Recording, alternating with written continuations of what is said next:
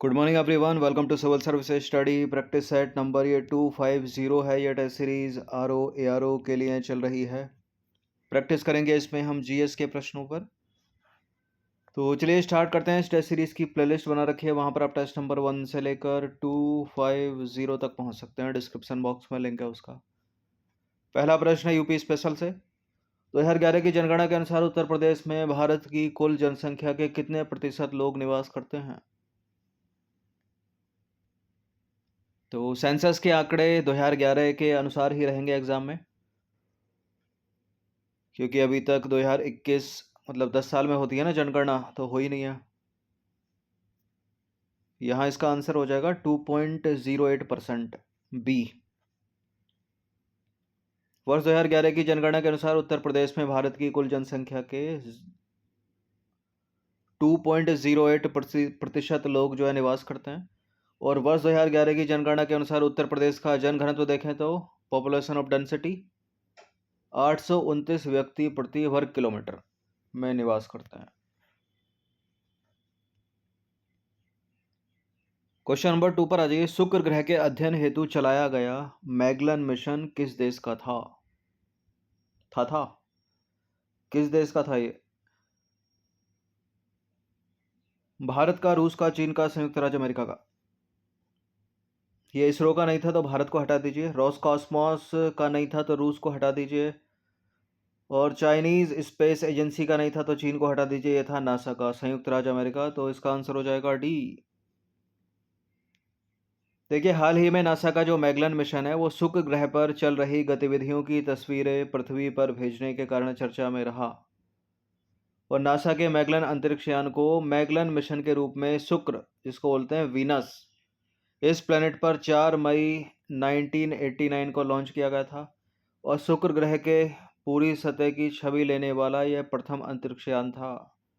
शुक्र ग्रह जो है वो ईस्ट टू वेस्ट यानी क्लॉकवाइज गति करता है। पृथ्वी कैसे घूमती है? वेस्ट टू ईस्ट घूमती है, यानी पश्चिम से पूर्व की ओर। देखिए, बुध यानी मरकरी के समान शुक्र ग्रह का भी कोई चंद्रमा नहीं है, कोई सैटेलाइट नहीं है इन दोनों का। ठीक है, सूर्य से दूरी के क्रम में देखें तो सबसे पहले बुध आता है यानी वीनस, उसके बाद आता है शुक्र, उसके बाद आती है पृथ्वी, फिर आता है मंगल। तो इन दोनों की बात हो रही है। ठीक है, ना तो कोई इनके पास सैटेलाइट है, ना इनका कोई वलय है इन दोनों ग्रह पे। वलय क्या होता है? वलय आपने देखा होगा, सैटर्न के एक रिंग सा बना हुआ है वलय, उसी को बोलते हैं। और इस ग्रह का टेम्परेचर जो है वो 450 डिग्री सेल्सियस है। और शुक्र ग्रह पर 75 से 95% सल्फ्यूरिक अम्ल के बादल हैं। और इस ग्रह के वायुमंडल में लगभग 95% कार्बन डाइऑक्साइड गैस होती है, जिसके कारण यह बहुत गर्म है। क्योंकि कार्बन डाइऑक्साइड जो गैस है वो ग्रीन हाउस इफेक्ट पैदा करती है, इसलिए शुक्र ग्रह पर कोई जीवन संभव नहीं है। इसलिए मंगल पर जाता है मानव, और जाना चाहता है, कॉलोनियां बसाना चाहता है, साथ ही चंद्रमा पर भी। क्वेश्चन नंबर 3 पर आ जाइए। संयुक्त पनडुब्बी रोधी युद्ध अभ्यास के उद्देश्य क्या हैं? संयुक्त पनडुब्बी रोधी अभ्यास चीन तथा उत्तर कोरिया के खतरों से निपटना, हिंद महासागर के खनिज संसाधनों पर तस्करों के गैरकानूनी प्रभुत्व को रोकना, महासागरों के भीतर देशों द्वारा परमाणु बम निर्माण संबंधी अनुसंधानों पर निगरानी रखना, या जीवाश्म ईंधन पर खाड़ी देशों के एकाधिकार को समाप्त करना।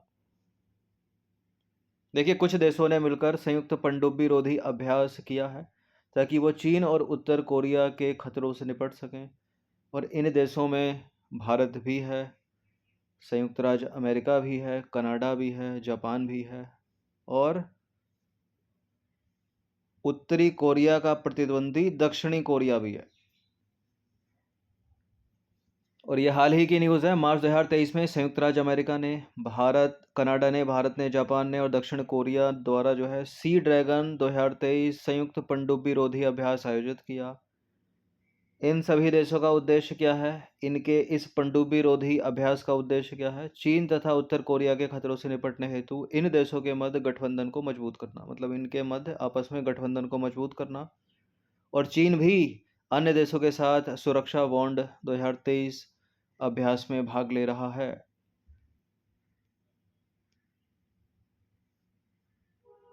ये नंबर इस पर फुल टेस्ट सीरीज प्राप्त कर सकते हो आप कॉल या व्हाट्सएप करके। अब क्वेश्चन नंबर 4 है, पीएम गति शक्ति नेशनल मास्टर प्लान क्या है? ये करंट अफेयर्स का प्रश्न है। भारत सरकार द्वारा भारतीय रेलों को अत्याधुनिक बनाने हेतु शुरू की गई नई योजना नहीं, ऐसा कुछ नहीं है। स्मार्ट सिटीज को सौर और पवन वैकल्पिक ऊर्जा स्रोतों द्वारा शक्ति समर्थ बनाना, ये भी नहीं है। इसका आंसर है डी, देश में बुनियादी ढांचे से संबंधित भूस्थानिक डेटा को एकत्रित करने हेतु डिजिटल प्लेटफॉर्म। देखिए, पीएम गति शक्ति नेशनल मास्टर प्लान एक डिजिटल प्लेटफॉर्म है जो देश में बुनियादी ढांचे से संबंधित भूस्थानिक डेटा को एकत्रित करता है और यह मल्टी मॉडल कनेक्टिविटी के लिए राष्ट्रीय मास्टर प्लान के रूप में कार्य करेगा, जिससे बुनियादी ढांचे की अंतिम मील कनेक्टिविटी की सुविधा प्राप्त होगी और लोगों को यात्रा में भी समय कम लगेगा।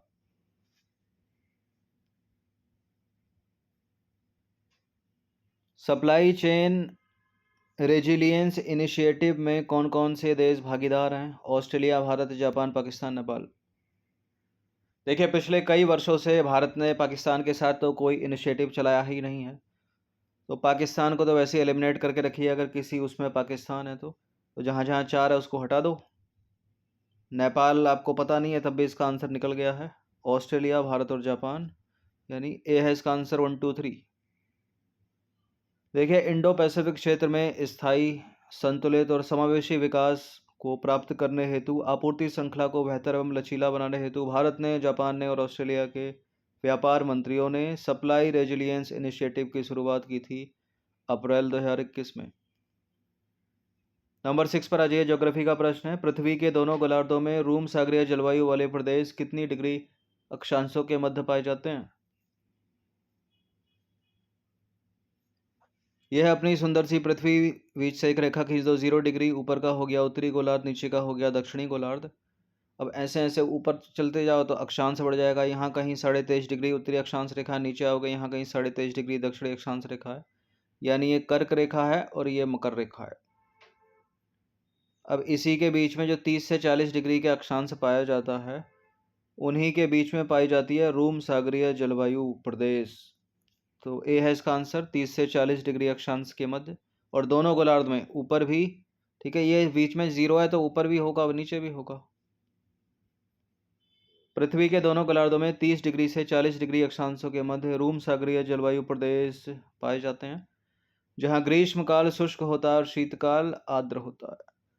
30 से 35 डिग्री अक्षांशों के मध्य उपोष्ण उच्च वायुदाब पेटी पाई जाती है, यानी सब ट्रॉपिकल हाई प्रेशर बेल्ट, जहां गर्मियों में स्थल की ओर से व्यापारिक पवनें चलती हैं, जिसके कारण यहाँ वर्षा नहीं होती। व्यापारिक पवनें मतलब trade wind.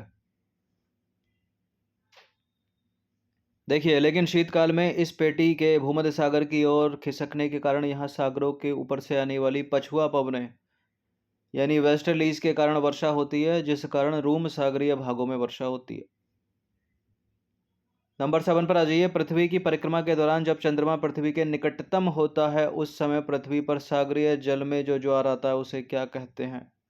Spring tide, neap tide, ionospheric tide, perigean tide. उपभू ज्वार, आयन वृत्तीय ज्वार, लघु ज्वार, दीर्घ ज्वार। पृथ्वी के निकटतम होता है यानी पेरिजी पर होता है, तो पेरिजियन टाइड होगा इसका आंसर, उपभू ज्वार डी। पृथ्वी की परिक्रमा के दौरान जब चंद्रमा पृथ्वी के निकटतम होता है, तब यह स्थिति चंद्रमा की उपभू स्थिति कहलाती है, और इस समय चंद्रमा का जो ज्वार उत्पादक बल होता है वो सर्वाधिक होता है, जिस कारण उच्च ज्वार उत्पन्न होता है। इसे पेरिजियन टाइड कहते हैं, उपभू ज्वार। दीर्घ ज्वार या बृहद ज्वार या स्प्रिंग टाइड कब आता है? दीर्घ ज्वार या बृहद ज्वार या स्प्रिंग टाइड आता है जब तीनों एक ही रेखा में होते हैं, चंद्रमा, पृथ्वी और सूर्य। और यह स्थिति पैदा होती है 2 बार, अमावस्या को भी और पूर्णिमा को भी। तो उपरोक्त दोनों तिथियों में सी है इसका आंसर। देखिए, दीर्घ ज्वार या बृहद ज्वार या स्प्रिंग टाइड पूर्णिमा और अमावस्या के दिन आते हैं। चूंकि इस दिन सूर्य, चंद्रमा और पृथ्वी तीनों एक ही सीध में होते हैं, इसलिए सूर्य तथा चंद्रमा के सम्मिलित आकर्षण बल से पृथ्वी पर ऊंचे ज्वार की उत्पत्ति होती है। नीप टाइड कब आता है? लघु ज्वार कब आता है? अष्टमी को, पूर्णिमा को, अमावस्या को, चतुर्थी को। तो स्प्रिंग टाइड तो पूर्णिमा अमावस्या को आ रहा था, तो इसको हटा दीजिए। तो लघु ज्वार कब आता होगा? चतुर्थी को होगा या अष्टमी को होगा? अष्टमी को आता है, यह है इसका आंसर।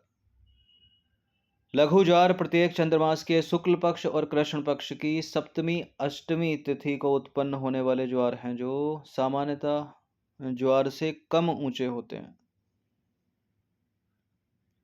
ठीक है, सप्तमी अष्टमी को चतुर्थी लिखा था, अगर वहां सप्तमी होता तो फिर डिलीट हो जाता प्रश्न, क्योंकि एक से अधिक उत्तर हो गए। 10वां प्रश्न है, सामान्यतः लघु ज्वार यानी नीप टाइड और बृहद ज्वार यानी स्प्रिंग टाइड कितने दिनों के बाद आता है? मतलब लघु ज्वार जो है वो बृहद ज्वार के कितने दिनों के बाद आता है? ये जो नीप टाइड है वो इसके कितने दिनों के बाद आता है? 28 दिन, 14 दिन, 7 दिन, 21 दिन। ये इसके 7 दिन के बाद आता है लघु ज्वार स्प्रिंग टाइड के, तो ये है इसका आंसर। देखिए, लघु ज्वार बृहद ज्वार के 7 दिन बाद आता है। प्रमुख बिंदु यह है कि सूर्य और चंद्रमा एक दूसरे से समकोण पर होते हैं।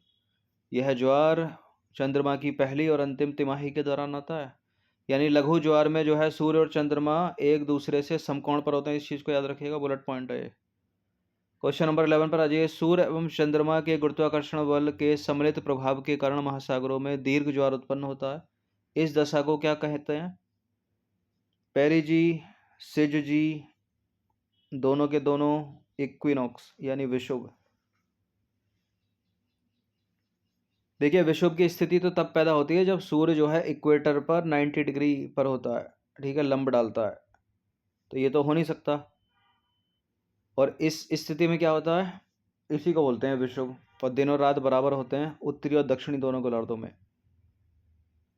इस चीज को बोलते हैं, यहाँ फिल इन द ब्लैंक आएगा सिजजी, युति वियुति हिंदी में बोलते हैं इसको, बड़ा क्लिष्ट वर्ड है वो। देखिए, सूर्य और चंद्रमा के गुरुत्वाकर्षण बल के सम्मिलित प्रभाव के कारण महासागरों में दीर्घ ज्वार उत्पन्न होते हैं, यानी स्प्रिंग टाइड, और इस दशा को बोलते हैं सिजजी। इक्विनॉक्स क्या है, जो डी में था, जब सूर्य भूमध्य रेखा पर यानी इक्वेटर के ऊपर होता है, 90 डिग्री पर लंब डालता है, तो दिन और रात बराबर होते हैं दोनों गोलार्धों में, इसी को बोलते हैं विषुव, इक्विनॉक्स। ज्योग्राफी में पढ़ाया मैंने। 12वां प्रश्न है, निम्नलिखित में से किस प्रकार का ज्वार आता है जब सूर्य और चंद्रमा एक दूसरे के साथ सीधी रेखा में होते हैं? तो समकोण पर अगर ये बोल देता तो नीप टाइट हो जाता, मतलब लघु ज्वार होता। अब ये बोल रहा है कि सूर्य और चंद्रमा एक सीधी रेखा में होते हैं, तो पृथ्वी भी यहीं होगी इसी रेखा में, यानी ये स्प्रिंग टाइड की बात हो रही है, बृहद ज्वार। देखिए, बृहद ज्वार तब बनते हैं जब सूर्य और चंद्रमा एक दूसरे के साथ सीधी रेखा में होते हैं और समुद्र की सतह को एक ही दिशा में खींचते हैं। क्वेश्चन नंबर 13 पर आ जाइए। महासागरों और समुद्रों में ज्वार भाटा निम्नलिखित में से किस कारण आता है? इंपॉर्टेंट है ये प्रश्न।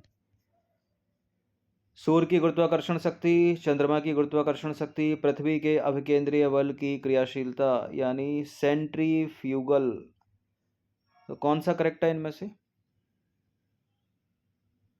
देखिए, इन तीनों के कारण जो है वो पृथ्वी पर ज्वार भाटा आता है, डी है इसका आंसर, 1 2 3।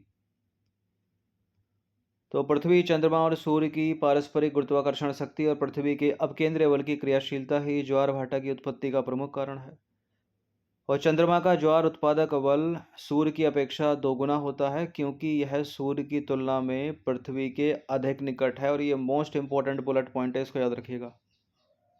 ये सारे प्रश्न बहुत अच्छे हैं एग्जाम के लिए। नंबर 14 पर आ जाइए। निम्नलिखित कथनों पर विचार करेंगे। दो कथन है यहाँ पर। लघु ज्वार भाटा सूर्य, चंद्रमा, पृथ्वी के एक ही रेखा में होने की स्थिति में आता है।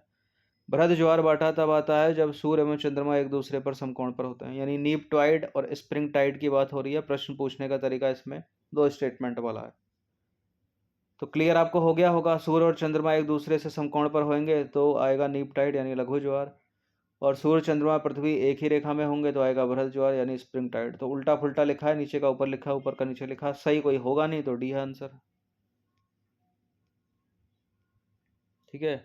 सिज जी यानी युति वियुति या स्प्रिंग टाइड 3 या अधिक खगोलीय पिंडों की साधारणतः एक सीधी रेखा वाली स्थिति है। बृहद ज्वार भाटा सूर्य, चंद्रमा और पृथ्वी के एक ही रेखा में होने की स्थिति में आता है। यदि सूर्य, चंद्रमा और पृथ्वी एक सीध में हो तो ज्वार की अधिक ऊंचाई होगी। इसे बृहद ज्वार भाटा या स्प्रिंग टाइड कहा जाता है। और यह महीने में 2 बार आता है। कितनी बार? 2 बार। एक बार पूर्णिमा को, दूसरी बार अमावस्या को। नीप टाइड की बात करें यानी लघु ज्वार भाटा, तो जब सूर्य और चंद्रमा एक दूसरे से समकोण पर होते हैं तब सूर्य और चंद्रमा की शक्तियां एक दूसरे का विरोध करती हैं, तो यहाँ होता है लघु ज्वार उत्पन्न। नंबर 15 पर अजी है वे ऑफ फंडी या फंडी की खाड़ी जो अपने उच्च ज्वार के लिए जानी जाती है, भौगोलिक रूप से किसके समीप है? उत्तर पूर्वी अटलांटिक महासागर, उत्तर पश्चिम अटलांटिक महासागर, उत्तर पश्चिम पैसिफिक महासागर, उत्तर पूर्वी प्रशांत महासागर। तो बड़ा बड़ा सा स्टेटमेंट ये दिख रहा होगा, लेकिन एक चीज़ को पकड़ लो कि अटलांटिक में है या प्रशांत में है। पहले तो वहीं एलिमिनेट हो जाएगा, दो तो कट ही जाएंगे। हिंद महासागर तो लिखा नहीं है कहीं, तो ये अटलांटिक में होता है, तो सी और डी को हटा दो, 50% काम आसान बना दो, और इसका आंसर हो जाएगा क्या? उत्तर पश्चिम अटलांटिक महासागर, यानी नॉर्थ वेस्ट अटलांटिक ओशियन। देखिए, वे ऑफ फंडी या फंडी की खाड़ी उत्तर अमेरिका के 7 अजूबों में से एक है। उत्तर पश्चिम अटलांटिक महासागर यानी नॉर्थ वेस्ट अटलांटिक ओशियन में न्यू ब्रंसविक और नोवा स्कोटिया कनाडा के तटवर्ती प्रांतों के मध्य इसका मार्ग जो है घुमावदार है, और इस खाड़ी का विशिष्ट आकार दुनिया के सबसे विशाल ज्वार के निर्माण में मदद करता है। और यहाँ जल स्तर जो है प्रतिदिन 48 फीट ऊपर जाता है और नीचे गिरता है वे ऑफ फंडी में। सौरमंडल के बाहर भेजा गया पहला अंतरिक्ष यान कौन सा था? Chandrayaan 2, Pioneer 10, Pioneer 1, Mangalyaan. मंगलयान गया 19 में, मंगलयान गया 13 में, 14 में पहुंचा। चंद्रयान गया 19 में, तो पायोनियर 1 ही गया होगा सबसे पहले। ए बी है इसका आंसर। देखिए, पायनियर 1 सौरमंडल से बाहर भेजा गया पहला अंतरिक्ष यान था। इसे अक्टूबर 1958 में प्रक्षेपित किया गया था, और यह 38 किलोग्राम का अंतरिक्ष यान था जो नासा द्वारा अंतरिक्ष में प्रक्षेपित किया गया था, यानी संयुक्त राज्य अमेरिका के द्वारा। और यह थोर एवल 1 नाम के 2 चरणों वाले रॉकेट को ले गया था, जो आधुनिक डेल्टा रॉकेट का प्रारंभिक पूर्ववर्ती था। और इसे केनेडी अंतरिक्ष प्रक्षेपण केंद्र के एक लॉन्च पैड से प्रक्षेपित किया गया था। कुछ एडिशनल है यहाँ पर, एडिशनल मतलब जो ऑप्शन में दूसरे विकल्प थे। तो पायनियर 10 को साल 2003 में भेजा गया था, चंद्रयान 2 को वर्ष 2019 में भेजा गया था, और मंगलयान को 2014 में भेजा गया था। 14 में 13 में। चलिए, नंबर 17 पर आ जाइए। 17वां प्रश्न है, बामन ग्रह सीरस किसके बीच स्थित होता है? बामन ग्रह सीरस किन के बीच स्थित होता है? ये ग्रह हैं। देखिए, सीरस वहीं स्थित है जहां एस्टेरॉयड बेल्ट पाई जाती है, यानी क्षुद्र ग्रह बेल्ट जो है, क्षुद्र ग्रह पेटी, वो बड़ा इंपॉर्टेंट प्रश्न है वो। और वो किस किस के बीच है? वो है जुपिटर और मार्स के बीच में, यानी बृहस्पति और मंगल के बीच में। डी है इसका आंसर।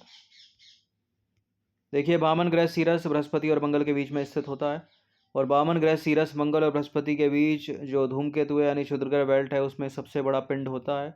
और सीरस का कोई चंद्रमा नहीं है। चंद्रमा का मतलब उपग्रह या सैटेलाइट नहीं है, जैसे पृथ्वी का है चंद्रमा।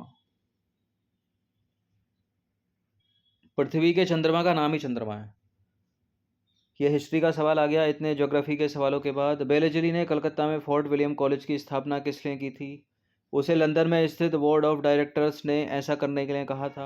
वह भारत में प्राच्य ज्ञान के प्रति अभिरुचि पुनः जागृत करना चाहता था। वह विलियम कैरी तथा उसके सहयोगियों को रोजगार प्रदान करना चाहता था। वह ब्रिटिश नागरिकों को भारत में प्रशासन हेतु प्रशिक्षित करना चाहता था।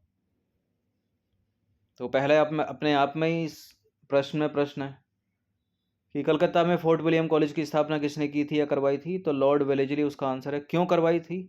वह ब्रिटिश नागरिकों को भारत में प्रशासन हेतु प्रशिक्षित करना चाहता था।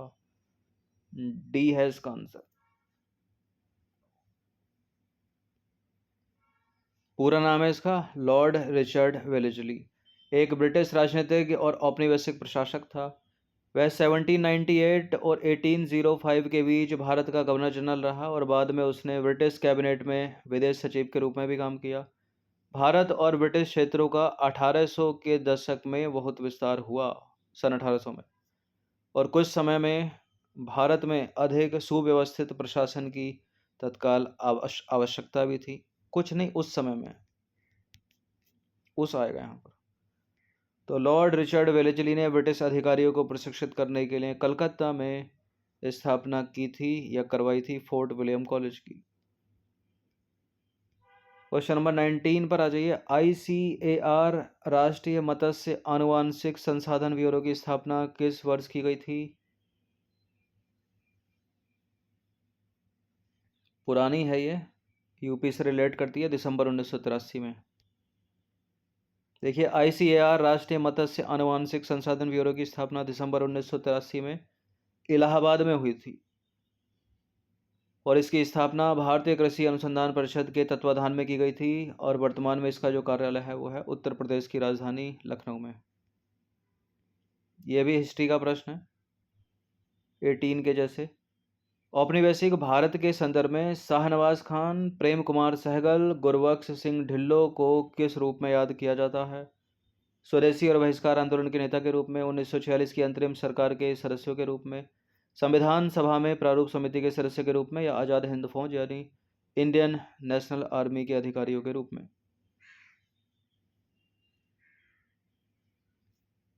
इसका answer option number D, Azad Hind फौज यानी इंडियन नेशनल आर्मी के अधिकारियों के रूप में सजा सुनाई गई थी इनको। देखिए, मेजर जनरल शाहनवाज खान, ये पूरा नाम है, कर्नल गुरबख्श सिंह ढिल्लों और कर्नल प्रेम कुमार सहगल भारतीय राष्ट्रीय सेना के 3 वरिष्ठ अधिकारी थे और नेताजी के फेवरेट यानी सुभाष चंद्र बोस के भरोसेमंद सहयोगी थे।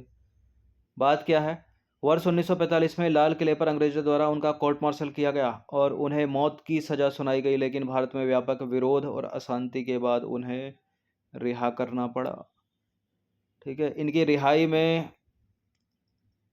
जो इनको कानूनी सहायता दे रहे थे यानी कांग्रेस नेता और देश के पहले प्रधानमंत्री जवाहरलाल नेहरू, दल सहयोगी भूलाभाई देसाई और बैरिस्टर तेज बहादुर सप्रू के साथ भारतीय राष्ट्रीय सेना अधिकारियों की कानूनी रक्षा टीम में शामिल हुए। ठीक है, तो ये सब लोग थे जो इनको लीगली हेल्प कर रहे थे।